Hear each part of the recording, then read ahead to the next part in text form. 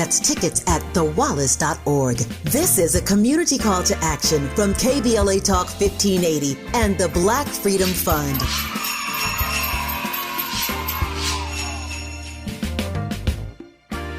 First things first.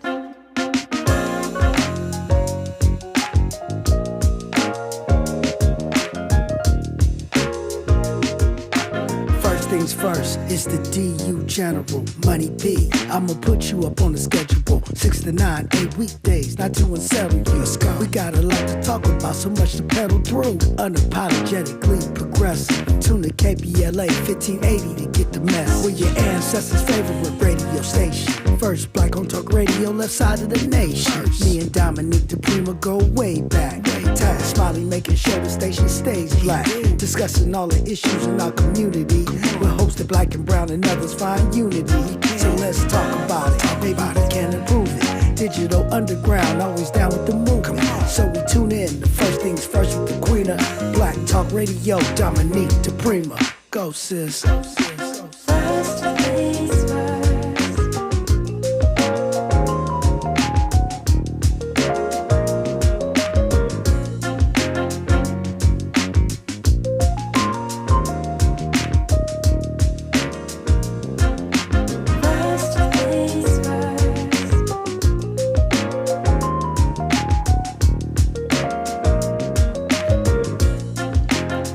KBLA Talk 1580. Good morning. Happy Monday. God bless.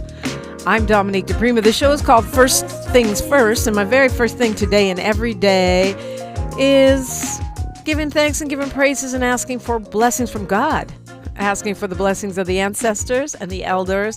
And let's go. It is time to stir the pot. That is what we do around here. So on a Mindful Monday, this is how we do it. Hour 3, we do a deep dive with a person or persons of interest, a hot topic. Today, we're doing a special edition of Messy Monday because of the holiday later in the month, we will not be on the mic on Messy Monday. So we decided to do it early for your listening pleasure.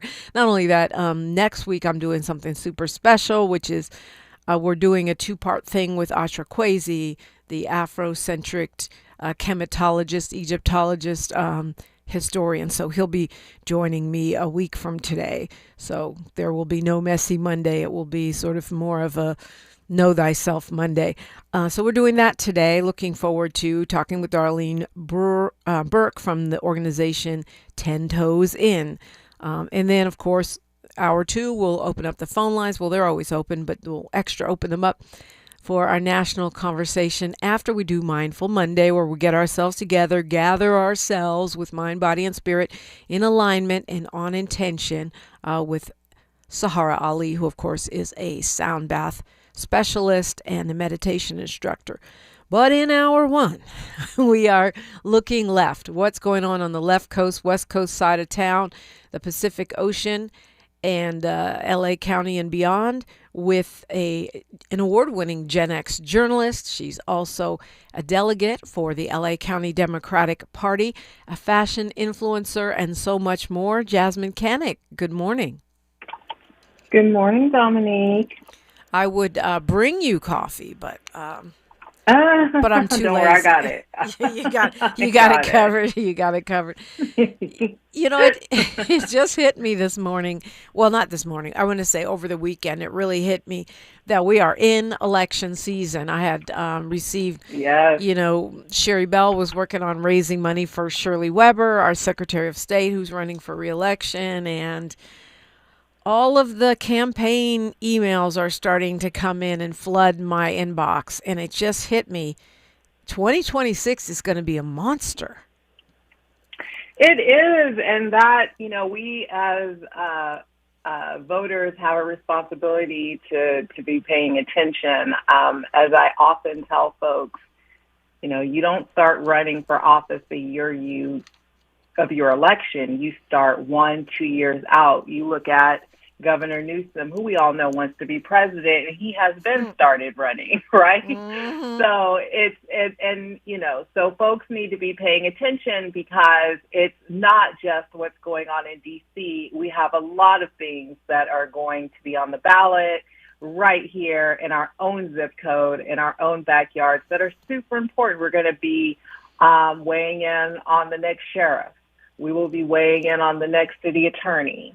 Or let me rephrase that. Let me say we'll be giving either the thumbs up or thumbs down to the folks who have those offices and whether or not we want to put new folks in those offices, right?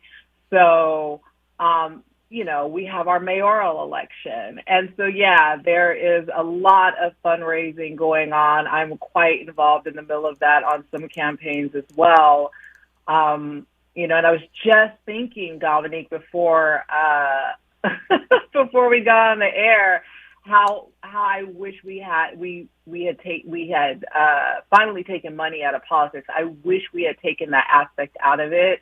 I hope that one day we do, so that the playing field is leveled. There are a lot of candidates that I think are great candidates who folks never get to really know about or hear about, right? Because they don't have the backing of the Democratic Party. They don't have the the fundraising behind them to get their message out to voters. And so it's a very, it's one of those things where the person who raises the most money and the person who is often the same person who gets the most endorsements, it's so crazy. And as voters, we really need to think about how we talk out both sides of our mouth sometimes about what we want in public servants and public service. What do you mean by that?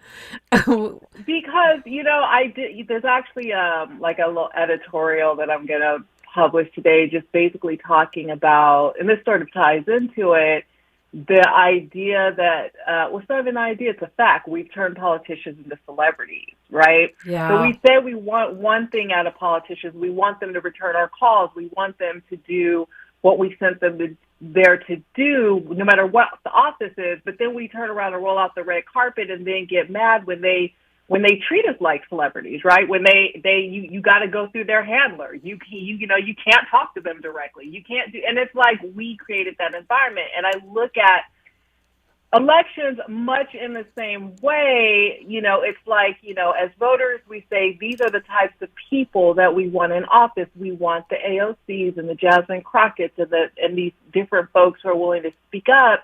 And then when you have an opportunity to support those folks, you don't. You just wait for a piece of mail to come that tells you who to vote for. And because the face is familiar or the name is familiar, you just go ahead and do that. And we really have got to stop doing that, because that is how we ended up in the situation that we are currently in, with a bunch of folks in office who really don't represent our interests. They represent their interests. Yeah, I mean, I know from knowing you, as long as I have, that you're talking about some specific people here, probably in LA or LA County or California, who deserve a better look than they're getting. And I don't know if I can pry that information out of you, but I have a feeling that's what this conversation is, the subtext. No, it's absolutely, it is not. I'm really not speaking about anyone in particular. I just know from all of the years I've, worked on campaigns that and watched campaigning and in elections, there are lots of great candidates that really never get, their campaigns never really get off the ground because of the fundraising aspect, right? And there are folks who are more in line with what I seem to hear people want, yet they turn around and elect the exact opposite. Now, I am not an ageist. I am just pointing some facts out here. You cannot out one side of your mouth say, folks in their 80s need to retire. We need to make way for new voices, and then turn around and reelect the person in their 80s.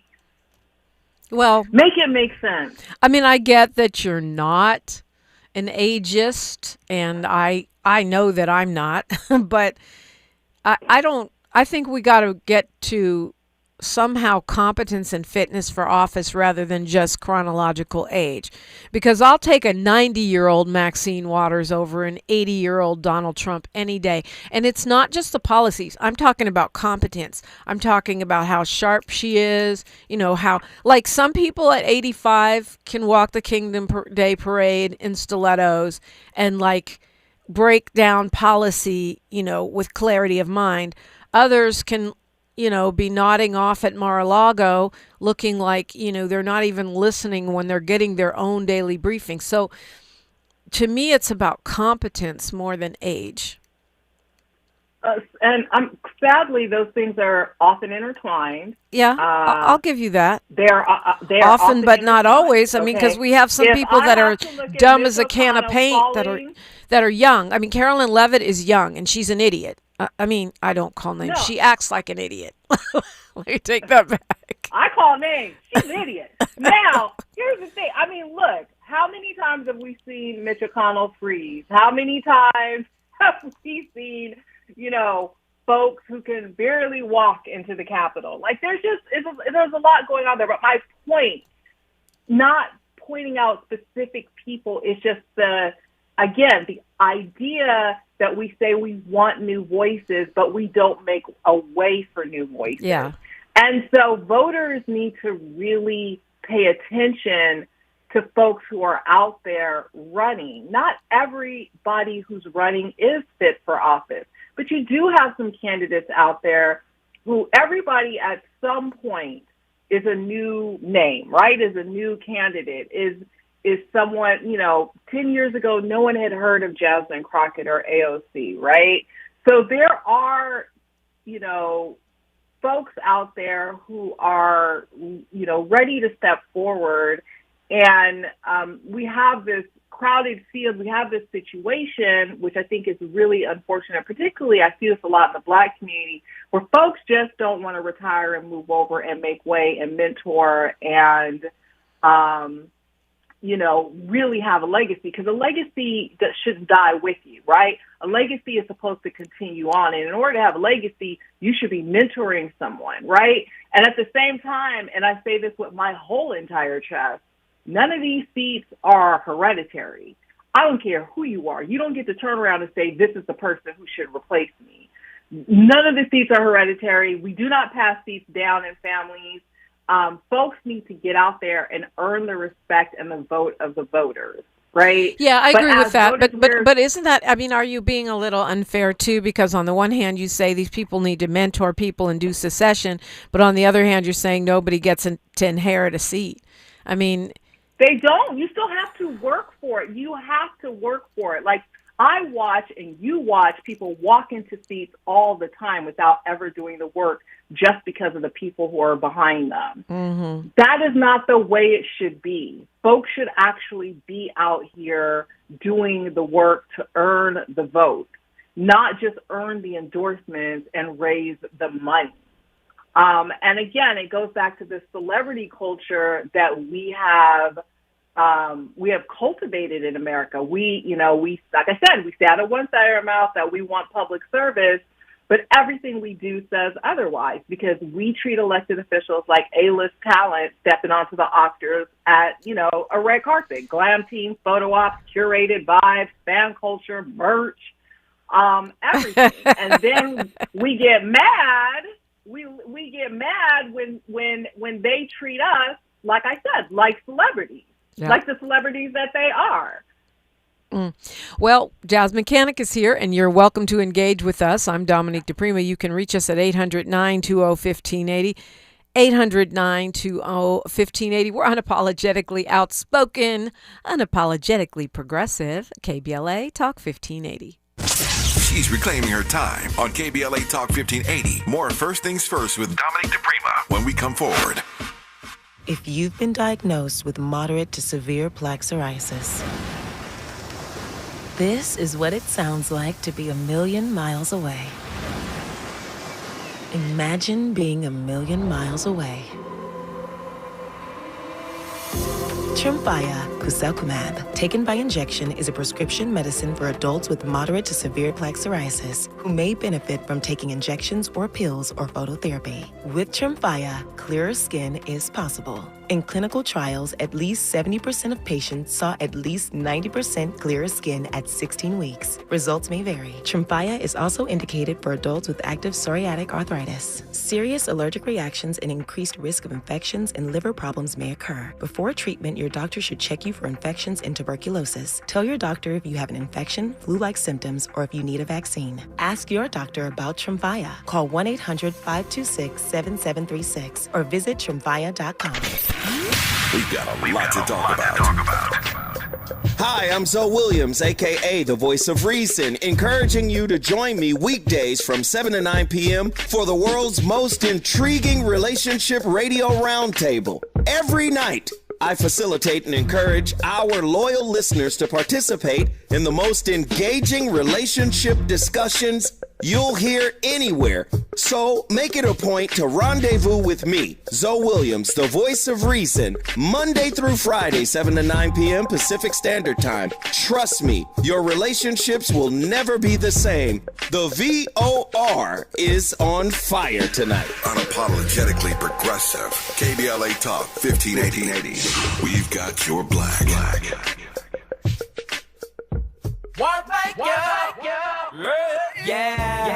The California Crusader newspaper would like to thank all of our subscribers for their support throughout the years, proudly serving the South Los Angeles and South Bay areas for more than 40 years. The California Crusader is a multicultural, black-owned, adjudicated newspaper that focuses on providing newsworthy information to the people in our community. We're constantly looking for ways to assist businesses in our community to connect with our subscribers. We provide low-cost, effective ways to promote your business with our reasonable and affordable advertising rates. You can participate by suggesting, sharing, and submitting your stories on the California Crusader newspaper Community Share Facebook group page, or visit our website at cal-cruise-news.com. That's calcruisenews.com. Then click on the Submit Now button located on the top right corner of the homepage, or text CCN to 42828. Again, text CCN to 42828. The California Crusader newspaper, working together to build a better community for our future. Subscribe today. Your ancestors' favorite radio station, and your favorite morning show host. Let's get back to Dominique DePrima right now. So I'm recommending that all of us, party and enjoy the holidays, whether it's Hanukkah, whether it's Kwanzaa, Christmas, winter solstice, whatever your jam is, Messy Monday, because it's going to be a real election-y, issue-heavy year next year. And, to your point, we have the national elections, and we've got a lot going on here in California. Yeah, absolutely. We have, like I said, before the break, we have a mayor's race that's going to be watched wisely. We have a governor's race that is being watched all over the country, as well as a couple of I think, important positions locally, sheriff and city attorney. And, folks need to pay attention. I always say that the reelection of anyone is a indication on whether or not folks think you are doing a great job. Yeah. Because again, none of these positions are not for not these positions. These are not for life. As we saw, you can be a DA and be unseated. You can be a sheriff and have one term and be unseated. We've seen that happen recently here in Los Angeles County. So, voters are, folks are paying, more attention. And the governor's race, I think, is of particular interest just because of everything that's coming out of D.C. And I think a lot of folks who are not in sort of the MAGA Republican camp wanting to ensure that California continues, to fight for the 99%, right? Well, to fight for everyone else. And we thought that this, I don't know what we thought about this top two candidates, this open primary jam that we have. But right now it seems like it could be a real problem because when you look at the governor's race, it's not just one, but at least 4 recent polls show that the leading candidate is a Republican, and out of the top 3, 2 of them are Republicans. And Steve Hilton, of Yeah. course, who is a business person. I don't know a lot about him. And Riverside Sheriff Chad Bianco, who is a former member of the Oath Keepers. We know he is hardcore MAGA. I mean, we might as well elect Nick Fuentes for governor. And I know it's because there's a lot of people in the field and because it's early. But also with our primary system, we could have 2 Republicans running against each other. Well, the way our system is set up, we absolutely could. But I always tell folks that it's a long way from bended knee to the altar. Anyone can announce that they are running for any office at this time right now. As folks have been doing. If for folks who have been paying attention, you've seen a lot of folks step out from the shadows, starting really in the summer, saying that, hey, I'm going to be running for office in 2026.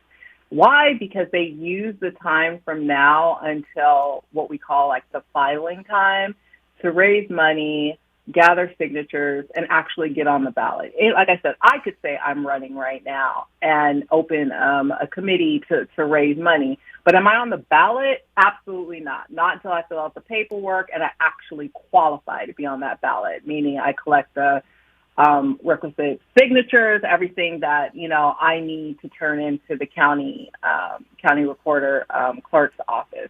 So, yes, we have a really long list right now, Dominique, of folks who say they are running, but no one is on that ballot yet. Not one single person is on that ballot yet. I think here in LA County, we start allowing folks to collect signatures to be on the ballot this week or December 13th, I want to say. Okay, so next week. I think Saturday. Yeah. Okay. No, Saturday. So it's actually this week. Yeah. So, but here's the thing about folks that. will be getting asked. So that means they have to get.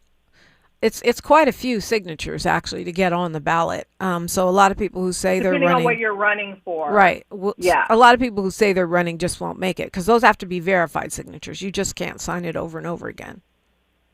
Some people pay in lieu of, but you do have to have signatures from within the area that you're running. So if you're running, for example, for a countywide position like, sheriff or DA or something like that, you have the whole of the county, to get folks. If you're running for like an office, like for example, for the mayor's office or city council, you have to get signatures in your district. Obviously, the mayor can do citywide. I think, if I recall this upcoming election, we're doing odd city council districts, so like 9, for example, right? Current price, seat. Yeah. So, folks will be out at stores, folks will be all over the place, getting signatures. But yeah, if you needed 100, and I'm just giving you a number, but if you needed 100, you would get 200, right? Because that some people are going to sign and they aren't living at that address or their signature can't be verified. So it's just a lot of different things. But my point is just that there's a process, and we're in that process now. So that long list, Chad Bianco, Eric Swalwell, Steve Hilton, Katie Porter, Via Ragosa, Tom Steyer jumped in, right? Speaking of billionaires. Yeah. Right. That whole list is going to shrink down of folks who actually qualify and go the distance, because some people are going to realize I didn't raise the money. I'm not going to go. But how much is it going to shrink down? I mean, most of these people are experienced, right? Steyer has run before. Betty Yee was in statewide office.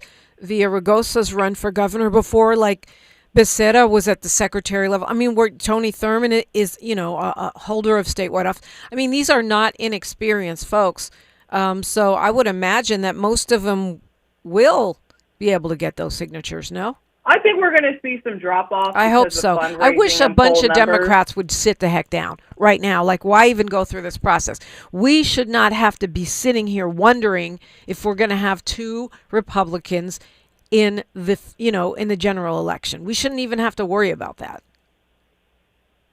Well, I think, folks, it's hard for folks to have these conversations. We don't like to talk about the conservative Democrats in California who, we got conservative Democrats in California. And, every so often we go through the sort of swinging of the pendulum, right, where we went one way and we do a sharp turn and go another way. A perfect example is Gascon to now Nathan Hochman, right? So, yeah, I don't think that we did a sharp turn. I think we didn't show up to the polls, to be honest with you. I think that... No, I think we did a sharp turn. I saw the polls and black folks, and as we were talking about on the break, KBLA did its own public safety poll. Some people did a sharp turn, but no, I don't think progressives didn't do a sharp turn. Some people did. Some naive people who have Black Lives Matter signs and Nathan Hochman signs in their yard, like Concept, hello. But I don't think progressives did a sharp turn. No, I don't. I know a lot of progressives who, on the issue of crime and public safety, are not that progressive, as you would call progressive. Yeah, I know that. I have some friends like that, too, to be honest with you. But on everything else, you be marching hand in hand, whatever. You be marching hand. I know what you were trying to say there. So just so you know, the coffee has kicked in. That did not go over my head. But I'm just saying, and it is a fact, and that is, and again, I think the term progressive is really thrown around wildly these days. And everybody wants to be labeled a progressive, and then we see, I'm going to take office holders, for example, we see their votes and what they support, and we're like, oh, but no, you're not.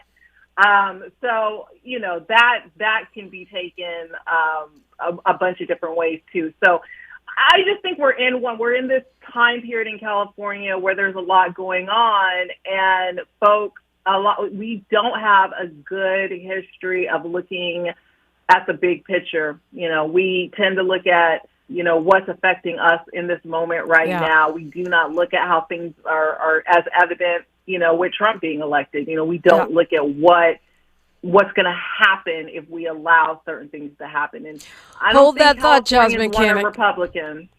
Hold that thought. We've got news, traffic, and sports. Hard stop at 30. More after this on KBLA Talk 1580. More of First Things First with Dominique DePrima when we come forward. I'm Bree Wood with BIN News Now. White House Border's Tom Homan is defending the immigration crackdown in Minneapolis. On CNN's State of the Union, Homan dismissed claims it targets Somali immigrants. It's in numerous countries that President Trump's, is looking at everybody that came up in these countries, make sure they're vetted properly. Some of these countries don't have the proper systems in place to totally vet somebody. This follows President Trump saying Somali immigrants have ruined Minnesota. HBCU, Southern University's Alpha Phi Alpha chapter in Baton Rouge, Louisiana, is back in action. The fraternity was cleared of hazing allegations after an investigation found no violations, lifting a cease and desist order issued in October. And the estate of Notorious B.I.G. is denying claims in Netflix's new docuseries on Sean Diddy Combs. A former manager, Wayne Barrow, says the allegations that Biggie's record company paid for his funeral and not Sean Combs are false and disrespectful. Get BIN News Now on demand 24/7 on the iHeartRadio app. For victims of drunk and drug driving, our grief is unique. But you are not alone. You always have a place at MAD. Call our 24-hour victim helpline at 877-MAD-HELP or visit mad.org. Joe Buck and John Smoltz welcoming you back to the City Center Convenience Mart. Uh-oh. She's looking at the cigarettes, but she just grabs the gum off the counter. Stand Up to Cancer and Rally want you to reduce your risk for cancer. Go to takeahealthystand.org. Is this the takeover? This is the KBLA Sports Minute with Ray Richardson.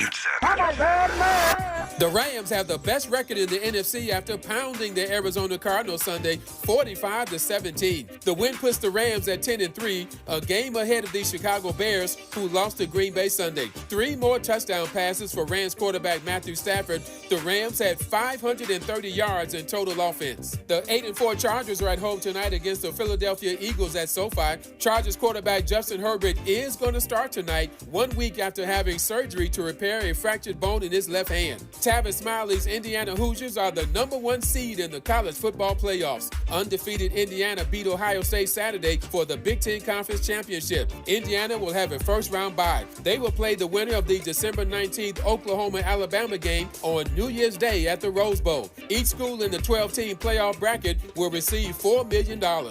No debates, no speculation, just the info you need. That's your KBLA Sports Minute. I'm Ray Richardson on KBLA Talk 1580. KBLA Talk 1580. We've got a lot to talk about. KBLA Talk 1580, connecting you with services and solutions. The Los Angeles Regional Food Bank is on a mission to fight hunger and provide nutritious food to those in need across our community. They partner with federal, state, and local programs advocating for better policies and funding for critical hunger relief programs like Cal Fresh, the Emergency Food Assistance Program, and the Child and Adult Care Food Program. The food bank works with coalitions and local representatives to make sure hunger is addressed in every district of LA County. They also run nutrition education campaigns, raise hunger awareness, and source nutritious food for distribution, all while supporting regulations that allow food pantries to operate safely. Want to help? Visit lafoodbank.org or call 323-234-3030 to volunteer or find a food bank near you. Together, we can ensure that no one goes hungry in Los Angeles County. This is a community call to action from KBLA Talk 1580.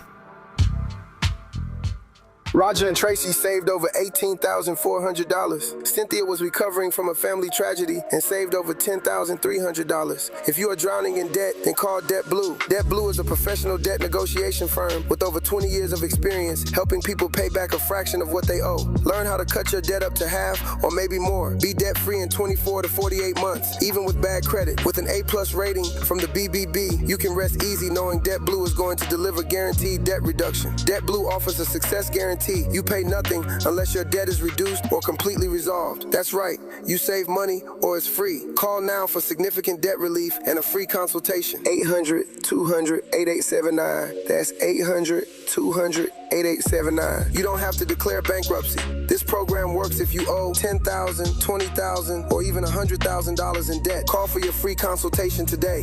800-200-8879. That's 800-200-8879.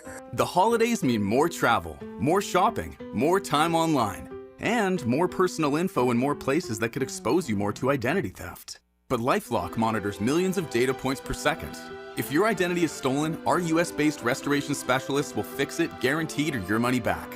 Don't face drained accounts, fraudulent loans, or financial losses alone. Get more holiday fun and less holiday worry with LifeLock.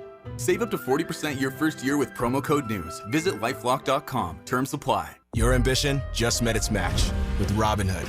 Trade stocks and ETFs, options, futures, and crypto all on one platform. Get started today at Robinhood.com/yourmoney. Your money, your move. All investments involve risk, including loss of principal. Options, futures, and crypto trading carry significant risk and may not suit all investors. Securities offered through Robinhood Financial LLC, member SIPC. Futures trading is offered by Robinhood Derivatives LLC, not FDIC or SIPC protected. Crypto offered through Robinhood Crypto LLC, NMLS ID 1702840, not FDIC or SIPC protected. Portfolio management offered by Robinhood Strategies, an SEC registered advisor. Thanks for waking up with Dominique DePrima on KBLA Talk 1580. Thank you indeed. Shout out to Jerry Anderson and Willie Ellis for kicking in some few dollars in support of KBLA. We love that so much.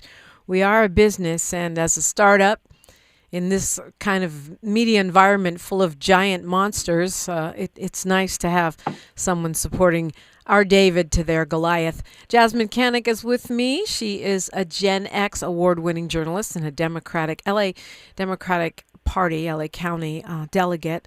And we were talking a little bit about elections, and I forgot that the U.S. Supreme Court this week is looking at whether to loosen up election rules, spending rules even more. They're talking about getting rid of the limits on how much parties like the Democratic Party, the Republican Party can spend in coordination with candidates to get them elected. And if that's the direction we've been going, right? More and more and more money, dark money, untraceable dollars in these campaigns. You were just hoping out loud that we could get some campaign finance reform, but it looks like we're going the other way. We're absolutely going the other way with this administration. But again, it comes back to the people and sort of, what we say we want versus what we vote for and what we fight for when it comes to change. Campaign finance has been notoriously hard to make happen, particularly here in California. There's been some changes. And then when you look Nationally, particularly right now, given the administration that we have, of course, they're going to go in a different direction. They want as much dark money as as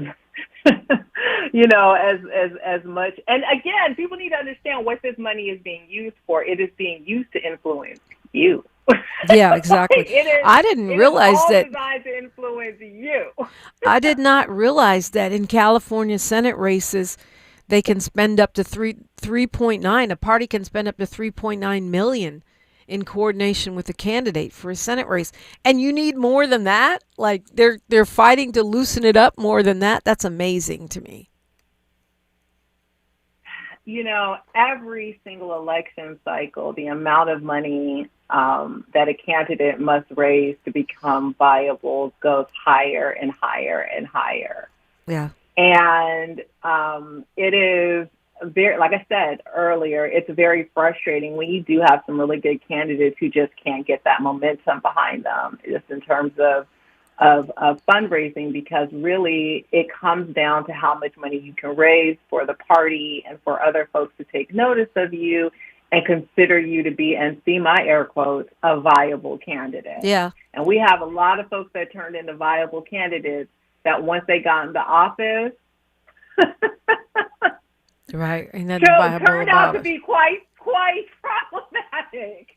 Yeah, no doubt. I mean, and it's why, even though we have this long list of candidates already for California governor, and I really do wish some of them would sit down, that Rick Caruso is expected to possibly jump in either in the governor's race or the mayor's race here in Los Angeles, and he's instantly a viable candidate because he's a billionaire, right? That's right. Yeah, he would instantly be considered a viable candidate. I mean, I find it interesting. I've already gotten emails, seemingly from a soft launch campaign or a shadow campaign for Rick Caruso. I've seen things on social media regarding a possible run from Rick Caruso. Governor or mayor? And both. Just both, right? He's been having a lot of conversations with, different podcasters and media folks and doing sort of the things that would indicate that one is getting ready to run for office. So it'll be really, really interesting to see also what that field looks like. We've already seen folks that have stepped forward to say that they are going to challenge Mayor Bass. Surprise. In 2026. Look, I'll say it again. I said it before. I'm voting for Karen. I don't care who jumps in the race. She definitely has my support. And, but it means that it's going to be a very competitive, very, there'll probably be quite a few debates, right? Quite a few forums where folks will get to hear from all of the different candidates. I don't really need to hear from anyone else. I'm supporting, Mayor Bass, but that is going to be the field for the LA mayor's race. Like we already know there are several folks running for current Price's seat. There are Current's folks lining up. Councilmember Price is termed out, right? So it's an open seat. Yes. Yeah, and that one's going to be hotly contested. I don't, speaking of viable people, I know Attorney Chris Martin is running. He's black, but I don't think there's a black candidate with what we would call mainstream support in that race, right? At this point. There are a few folks running. I know that different council members have their pick and their sort of person that they've endorsed and that they're supporting. But I think the biggest sort of, issue that nobody really wants to talk about, but we all know it's an issue, is that folks used to consider the 9th to be a black district.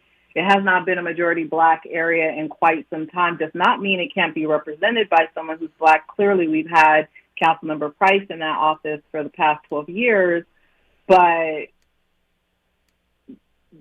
the chances of that seat going forward not even belonging, I don't like that term, being held by someone who is Black is very small. Yeah, that was kind of my point. Yeah, that was my point. Yes. So folks need to be paying attention to who's running to make sure that, the person who does get elected to succeed Curran Price in that area, if they are not Black, we need to make sure they're not anti-Black. I'm going to make sure they're an ally. Yeah, I mean, I don't know everybody in the field. I know Elmer Roldan because he was a member of the Community Coalition when I was on the board. I know that he's an ally for Black people, so right now my eyes are on him. But I also know that Curran Price has Jose endorsed. Ugarte. Yeah, one of his staff members, right? Yes. Now, Jose's credit, has been around quite some time, has built a lot of relationships in the community, has done a lot of work aside from just working for Councilmember Price. So he's known. He's pretty well known. So yes, he's running. I do believe there are a couple of other people as well. But we're getting into that season now where folks are going to be having candidates forums and going through endorsement processes. And I'm going to tell folks who are listening, one of the best things to me that comes out of belonging to the many different Democratic clubs we have in LA County, you pick one. There's one for everybody. People who love the color pink, people who love dogs. They have Democratic Party clubs for everyone. One of the things that I think is great about being a member of a club, and anyone can be a member of a club if you're a registered Democrat in the county, is you get to hear firsthand from these candidates now. You get to hear from them now. You get to go to meetings and talk with these candidates instead of, not learning about them until, a couple of weeks before the election when maybe you get a piece of mail or there's an ad of some sort on your phone or a text message. And so I continue to encourage people to find we have many Black Democratic clubs as well. There's the Black Women's Democratic Club, which is one of my favorites. There are so many Democratic clubs, Blade, Black Los Angeles Young Democrats. There are many, many different groups that as Democrats you can belong to right now for little to nothing. I think most dues are like $20, $25 a year, and get to really talk and meet with candidates right now before we get heavy off into the election season. I encourage folks to do that because just being a registered Democrat does not make you a part of the party, and you're actually a part of the problem because you just sit back and wait to be told who to vote for. You do not engage. You do not help shape the party, help decide on who the candidates should be that are getting the support of the party in these different clubs. And folks need to step up. Like, you cannot fight the revolution from your couch. You just cannot do it. Okay. It doesn't work that way. Is that a call out to keyboard warriors? Dwight from Compton, you have the mic. Good morning. You're on with Jasmyne Cannick and Dominique DePrima. Good morning, Dominique. Good morning, Jasmyne Cannick. And thank you, Dominique, and everyone there at KBLA for all the great job you guys are doing. Tavis, Miles, everyone. And Jazz, I had a question. What if all the money had to be divided equally between the candidates, and that would push the candidates to give their message and also help candidates that may not have money to run for office and encourage the voters to listen a little bit more to what is being said? They both would have the same money to run commercials, same money to express their opinions on different subjects. And if all money that is donated is divided equally between all candidates, what's your opinion on that, Jazz and Dominique? Well, it would never happen. So let me first just say that, the idea that people who are running for office are going to raise money that's going to be split with other folks would never happen. The closest thing that I can think of where we you kind of see that is in Los Angeles. I believe in some other parts of California, there are rules just about where people might agree that they're going to, we call them matching funds. So you're adding a little bit of public money in there where candidates agree not to raise over a certain amount of money, and then they qualify for matching funds. So if they raise $10, they may get, $8 in matching funds or whatever, which means that they raised $18. So you hear a lot about that, particularly in the city of LA, with candidates who agree to go into the matching funds program, who want to do that. And that kind of does help level the playing field. I can think of a couple of candidates. I believe Councilmember Hernandez. Even if I believe correctly, Councilmember Soto and a couple of others took advantage of that. So that's one thing we have, but that is in the city of LA.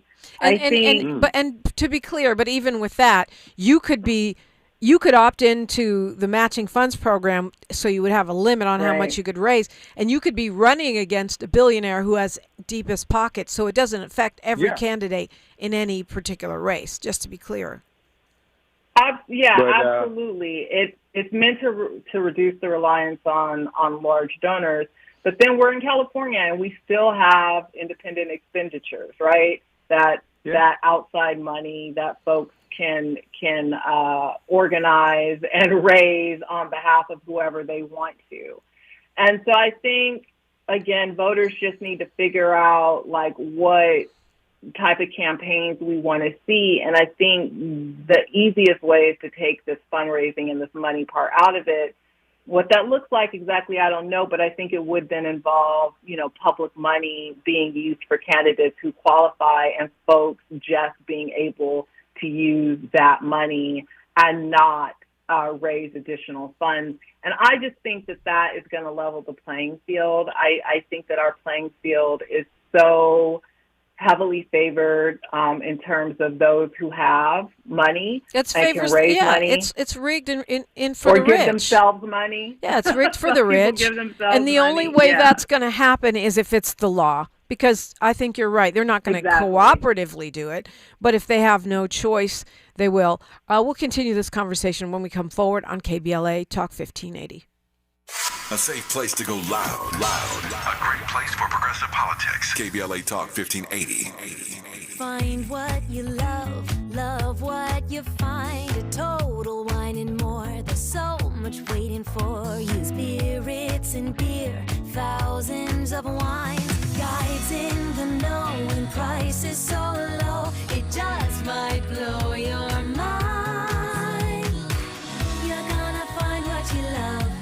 And love what you find. With curbside pickup and delivery available, you'll always find what you love, only at Total Wine & More. Drink responsibly, B21. The holidays can be a time of increased stress for those struggling with opioid or stimulant addiction.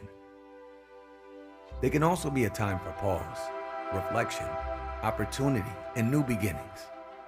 This holiday season, choose treatment and recovery. Embrace the company of family and friends, and create special moments. Find a proven opioid or stimulant addiction treatment provider near you at choosechangeca.org. Established in 2020 during a time of deep racial unrest across our state and country, the Black Freedom Fund was created to make sure that leaders and organizations working to support Black communities and build power have the resources they need to stay in the fight for the long haul. We believe that those closest to the issues impacting our communities know best how to solve them. That's why in just the last 5 years, we've granted more than $45 million to over 200 grassroots organizations across California. That is the largest collective investment in Black organizing in history, and we're just getting started. We are clear-eyed and committed, more now than ever, to our people, our power, and our possibility. Join us in creating a future where Black people harness their full power to shape their lives and realize a just world for all. Learn more at fundblackfreedom.org. That's fundblackfreedom.org. The Black Freedom Fund is proud to sponsor Conversation Live Altadena Rising with James Farr on KBLA Talk 1580. If you've been diagnosed with moderate to severe plaque psoriasis, this is what it sounds like to be a million miles away. Imagine being a million miles away.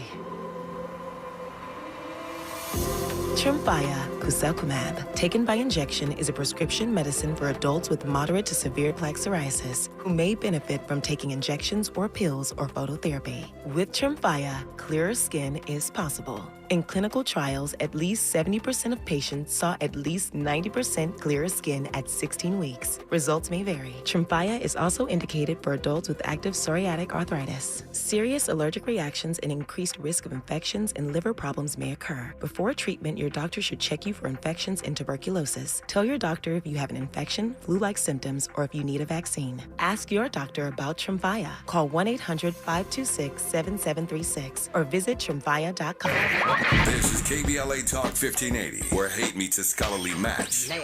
It does indeed, and today it's Scholarly Match. This morning it's Jasmyne Cannick, a Gen X award-winning journalist and a delegate for the LA County Democratic Party. We were talking off the mic about how in the governor's race we have all these different folks, and you had heard me speaking on Eric Swalwell, the congressman out of Dublin, California in the Bay Area, and saying that I wasn't really thrilled that he appears to be leading the pack at the moment because he is a conservative Democrat. He's a blue dog Democrat. I mean, he was, yes, on Prop 36. His dad and his brother are cops. He's made a number of other statements about policy that I find very problematic. And I felt like you were saying that's where Dems are in the state right now. Is that wrong? Is that fair? Clearly, that's where a lot of Democrats are. Look at what is going on in Washington, D.C., and those folks still have their jobs. So, yeah, I mean, yes, but at the same time, like here in L.A., you have the election of an Isabel Jurado and an Hugo Soto Martinez. You have these progressives, and if you want to go national, you have a Mamdani. You have these progressive young people coming from out of nowhere, seemingly. Obviously, it's not from out of nowhere. You don't get a seat like that without a lot of organizing. But I'm just saying, and then they're pushing our city council, for example, very progressive. Meanwhile, you've got statewide, you've got this Swalwell dude who appears to be very conservative and appears to have the momentum at the moment. And why does he have the momentum? Because there are folks who he clearly speaks to. So, again, I just think voters need to figure out what their priorities are and what is really important to them, and then they need to vote that way. Oftentimes, people say one thing, and then they go and vote, and they vote for exactly the opposite thing that they said that they wanted, and then clutch their pearls when they get what they voted for, similar to what we're seeing with folks who supported Trump. Yeah. I had no tears to give for the Somali man on the news talking about he supported Trump and he can't believe that he called his people garbage. Well, what did you think was going to happen? You're in the same camp as everybody else who woke up and realized Trump really wasn't for you the way that you thought he was. And then locally here, we tend to have those situations as well where we put people in office that we think or thought were going to basically do what they said they were going to do when they campaigned, and they turn out to be a completely different person. Yeah. I can think of one in particular, and I'm not going to name no names this morning, but they are up for re-election in 2020. Darn it, I wish you would name some names. I wish you would name some names. No, I'm going to do a Marjorie Taylor Greene. I'm just going to not name names and just say it like that. Okay, Jasmine Taylor Greene, but look, I get it. You work in those circles. I just, I also support our mayor, but she's being flanked on the left, and now she's got, Austin Butner in the race, who is also a billionaire, but not a MAGA guy, right? A guy with a strong track record of service to the community. And then she'll probably be flanked on the right by Rick Caruso and who knows who else. So it's going to be a tough race. It is going to be a tough race. But look, Butner's track record of service, put that up against Karen's any day. She has a strong track record even before she became our mayor. People want to complain about our mayor, but, again, it's a thankless job.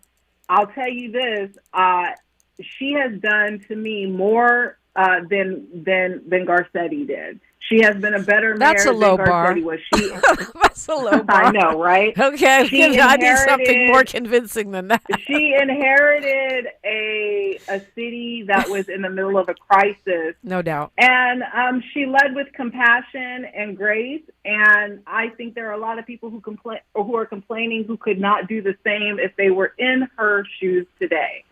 And so, I do want to see her get another term. I am an Angelino. I vote in the city of Los Angeles.